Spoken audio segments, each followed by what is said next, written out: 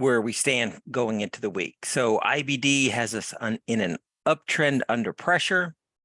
The RSI is interesting. They're all almost approaching an oversold condition. Actually, the Dow DIA is actually in an oversold situation.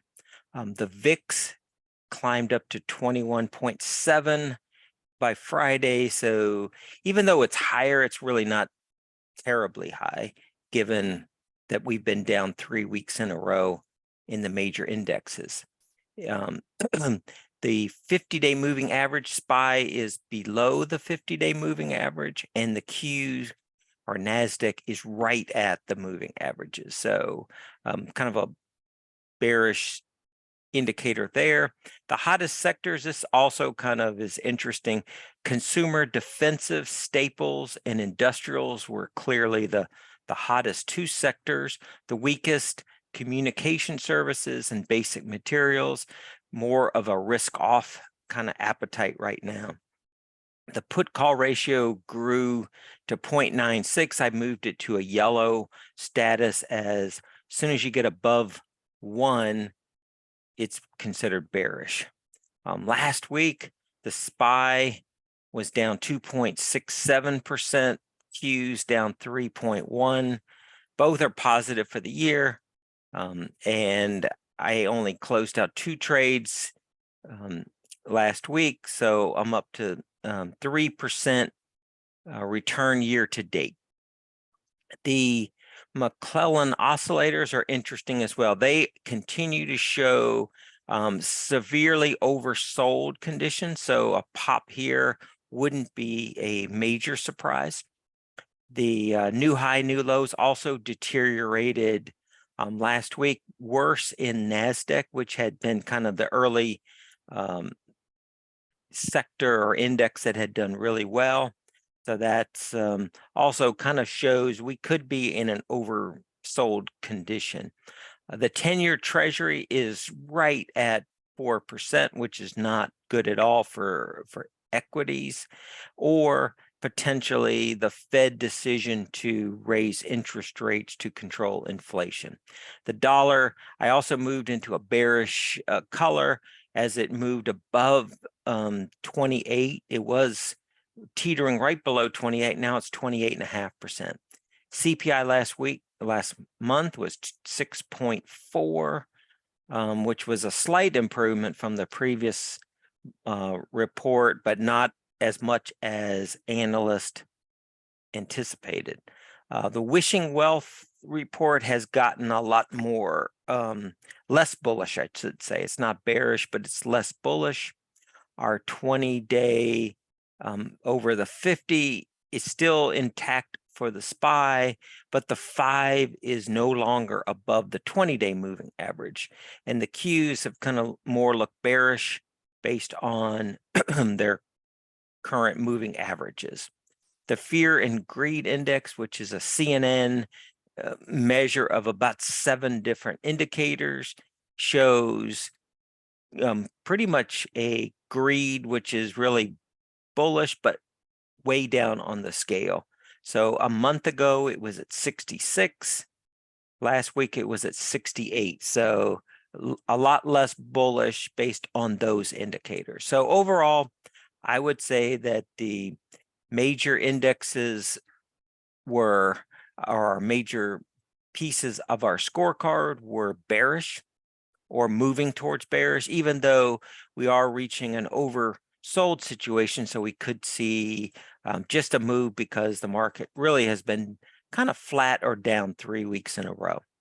Earnings this week, we got a bunch of big name stocks, none that I think could really overall move the market, but we have Target, Workday, Dollar Tree, Lowe's, Costco, CRM. So maybe some possible after earnings trades there.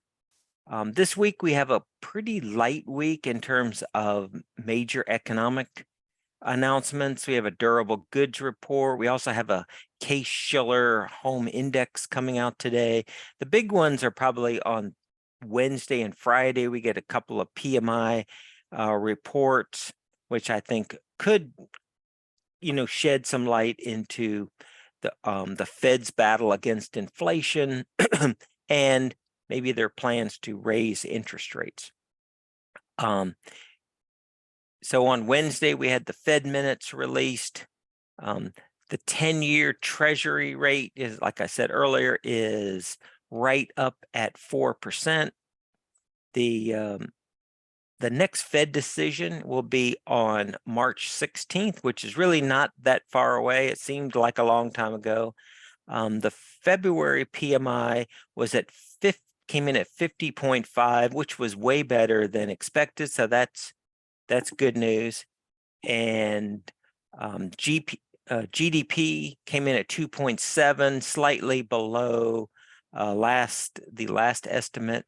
A couple of interesting notes: $21 billion were invested in venture capital, and that was down 65% over the previous year. 71% rise in attacks on the power grid, which is kind of a troubling number there.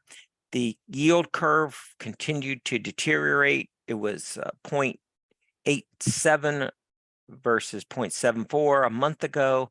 So that is, not a good way to be moving in terms of these indicators. So that is the market scorecard. I hope this has helped. I wanted to share with you on the market scorecard, on our watch list. We have a bunch of stocks on the list that have earnings. So I highlighted the date we could possibly trade those based on the earnings date, and also have the annualized rate of return and the downside protection. I mentioned in the email this morning that I spent the weekend or part of the weekend looking at how could we even make our strategy even more conservative. So on Wednesday, I want to share that with you, and I think you'll be excited and like those changes if you want to become even more conservative.